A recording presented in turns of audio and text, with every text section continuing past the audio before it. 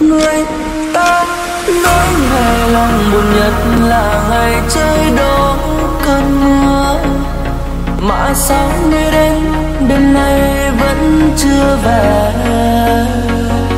Lắng nghe đêm gió buốt nhẹ trôi, thả hồn giữa bao suy tư buồn. Một ngày vui đến sau vẫn ngày sau.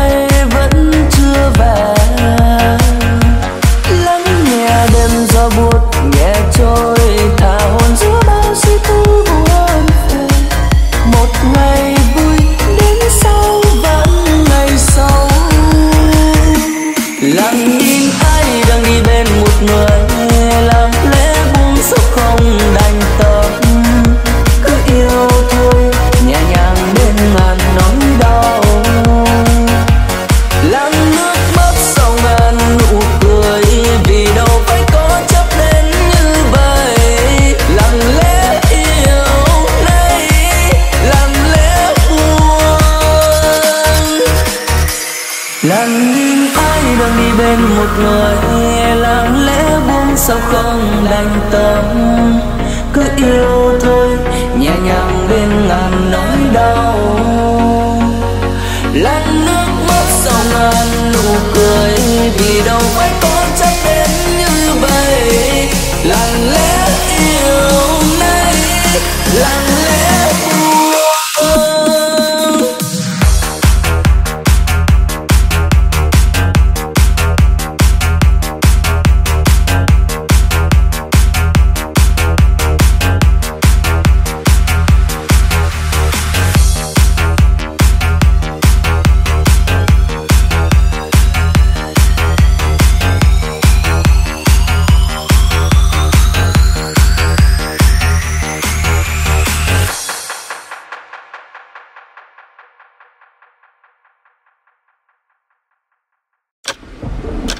Người ta nói ngày lòng buồn nhất là ngày trời đổ cơn mưa, mà sao người đến đêm nay vẫn chưa về. Lắng nghe đêm gió buốt nhẹ trôi, thả hồn giữa bao suy tư buồn. Một ngày vui đến sau vẫn ngày sau.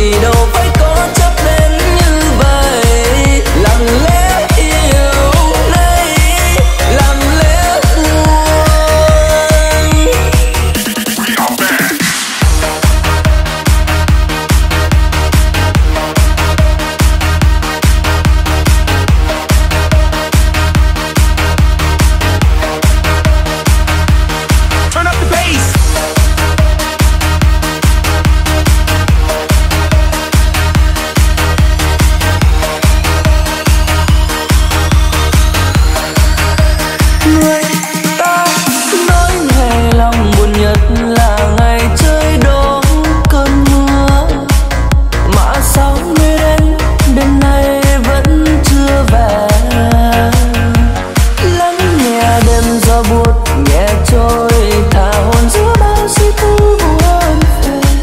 Một ngày vui đến sau vẫn ngày sau. Lặng nhìn ai đang đi bên một người, làm lẽ buông sốc không đành tâm. Cứ yêu thôi nhẹ nhàng bên ngàn nỗi đau. Lặng nước mắt sau ngàn nụ cười, vì đâu phải có chấp đến như vậy. Lặng lẽ yêu nay, lặng lẽ buồn. Lặng nhìn ai đang đi bên một người, lặng lẽ buông sao không đành tâm. Cứ yêu thôi nhẹ nhàng bên ngàn nỗi đau. Lặng nước mắt sau ngàn nụ cười, vì đâu phải có chấp đến như vậy. Lặng lẽ yêu nay, lặng lẽ buông.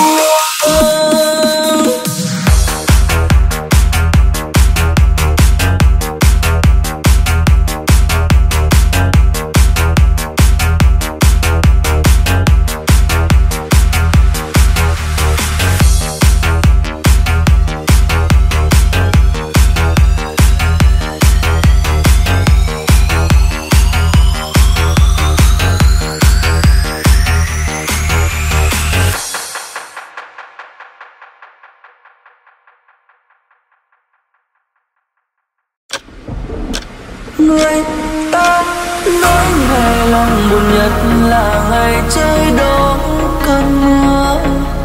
Mà sao nơi đến đêm nay vẫn chưa về. Lắng nghe đêm gió buốt nhẹ trôi, thả hồn giữa bao suy tư buồn. Một ngày vui đến sau vẫn ngày sau.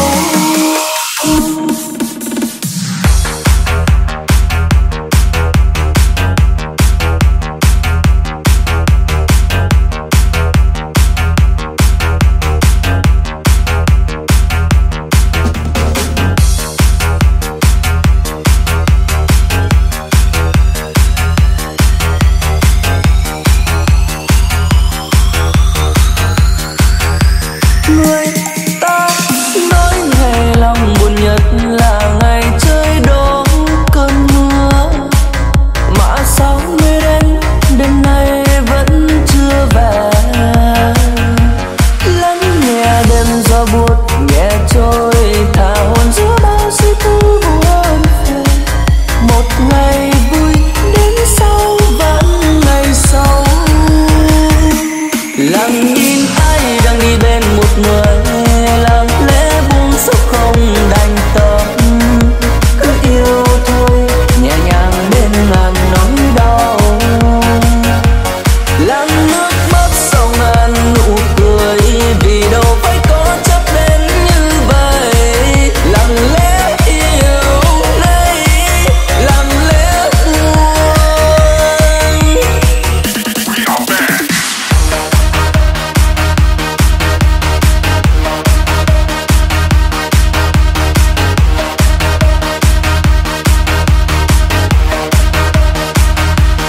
Turn up the bass.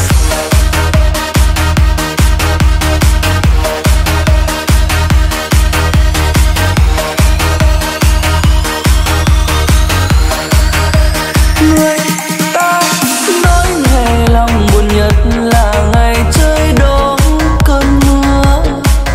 Mà sao mới đến đêm nay vẫn chưa về. Lắng nghe đêm gió buốt nhẹ trôi, thả hồn giữa bao suy tư buồn về. Một ngày vui đến sau vẫn ngày sau. Lặng nhìn ai đang đi bên một người,